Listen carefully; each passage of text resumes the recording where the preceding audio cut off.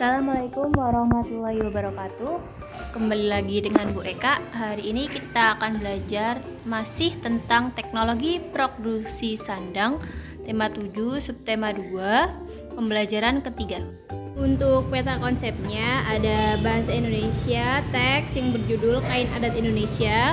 Untuk matematikanya ada simetri lipat, dan SBDP ada tari kreasi menenun. Tujuan pembelajarannya sebagai berikut ya. Nah, anak-anak, lihatlah, itu ada berbagai macam kain. Tahukah kalian kain apa itu? Untuk lebih jelasnya, mari kita simak bacaan berikut. Kain adat Indonesia. Indonesia dikenal sebagai negara yang kaya budaya. Salah satu sebabnya karena wilayah Indonesia sangat luas. Setiap daerah di Indonesia memiliki budayanya sendiri. Salah satu kekayaan budaya Indonesia adalah kain adat. Setiap daerah memiliki kain adat. Kain songket dikenal sebagai kain adat orang Melayu. Kain sasaringan dikenal sebagai kain adat suku Banjar di Kalimantan. Orang-orang di Jawa memiliki batik dan lurik. Kain tenun dikenal sebagai kain adat dari Nusa Tenggara. Kain adat Indonesia sangat istimewa. Kain adat dibuat dengan menggunakan bahan yang ada di lingkungan tempat tinggal. Warna kain juga berasal dari bahan alam. Kain adat umumnya dibuat dengan cara ditenun tangan. Kain adat memiliki banyak fungsi. Kain adat dapat digunakan sebagai bahan pakaian sehari-hari. Kain adat biasanya dipakai saat upacara adat. Kain adat juga banyak digunakan sebagai baju tarian daerah. Kain adat sering digunakan dalam upacara perkawinan. Di beberapa daerah, kain adat juga digunakan saat ada keluarga yang meninggal. Kain adat yang paling dikenal adalah batik. Batik ditemukan hampir di semua daerah. Setiap daerah memiliki batik dengan ciri yang berbeda. Batik merupakan pakaian nasional Indonesia. Sebagai rasa syukur akan kekayaan pakaian adat, bangsa Indonesia memperingati Hari Batik setiap tanggal 2 Oktober. Sekarang anak-anak silahkan kerjakan LKPD 1. Yang pertama itu ada nama kainnya dan daerah asalnya diisi. Misalnya kain songket dari daerah mana, seperti itu ya. Kemudian kain batik dari daerah mana. Untuk LKPD selanjutnya, silahkan anak-anak tuliskan informasi yang kamu dapatkan dari setiap kalimat pertama. Biasa, setiap kalimat pertama itu ditulis, oke? Nah, sekarang coba perhatikan nenek-nenek yang sedang membatik itu ya. Nah, kali ini kita akan mengkreasikan sebuah tarian dari gerakan orang yang membatik.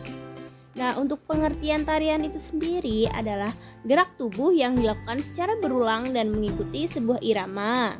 Untuk biasanya, tari itu diiringi dengan musik dan bunyi-bunyian. Gerak dalam tari dibedakan berdasarkan kuat dan lemahnya gerakan.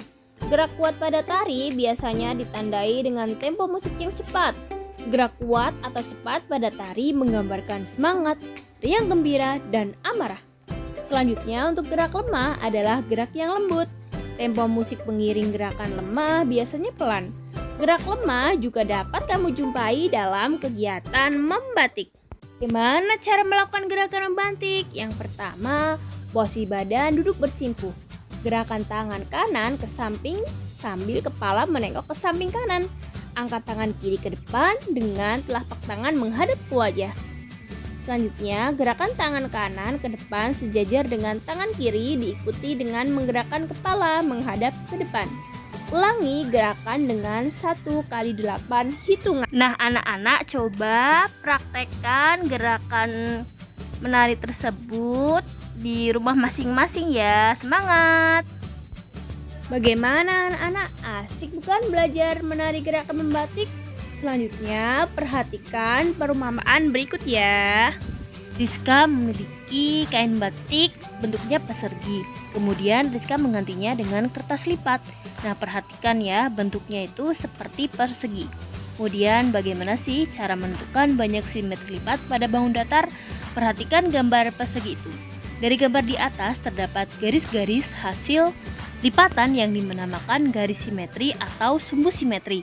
Gambar tersebut menunjukkan bentuk bangun persegi yang memiliki 4 sumbu simetri. Mari kita buktikan. Nah, anak-anak, kita hari ini akan belajar simetri lipat. Simetri lipat itu apa sih? Nah, ini kita coba dengan kertas lipat, yaitu bangun persegi ya. Kita coba tekuk ke tengah seperti ini. Pastikan menutupi semuanya. Nah, seperti ini.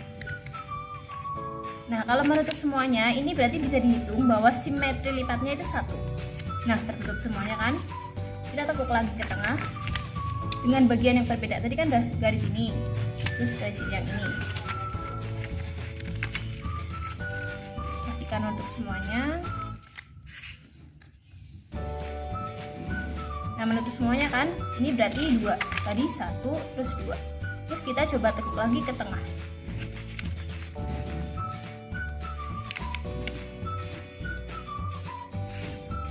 Nah, ternyata menutup semuanya ya, berarti ini 3. Tadi kan udah 1, 2, terus ini 3. Coba kita tekuk lagi.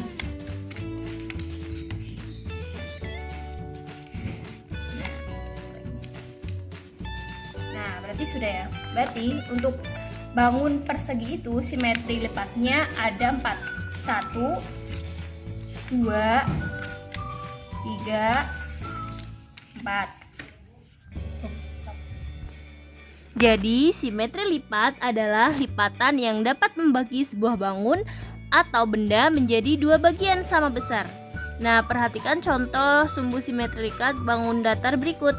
Kalau segitiga sama kaki itu memiliki 1 sumbu simetri. Kalau persegi panjang memiliki 2 sumbu simetri. Mari kita buktikan lagi.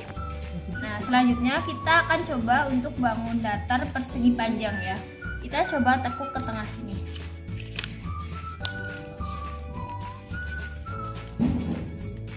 Nah, ini berarti bisa menutupi, berarti ini simetri lipatnya 1.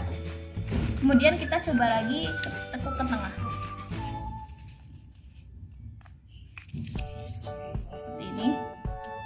Menutup, jadi simetri lipatnya ada 1, 2. Coba lagi kalau horizontal ya, bisa nggak ya? Ternyata tidak bisa teman-teman. Yang ini tidak menutupi, ini juga tidak menutupi. Berarti kalau untuk persegi panjang itu simetri lipatnya hanya ada 2. 1, terus 2. Oke, terima kasih.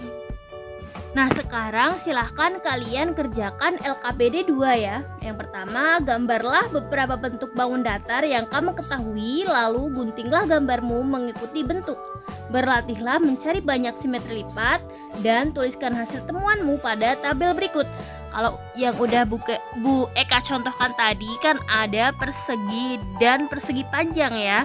Tadi persegi itu simetri lipatnya ada 4.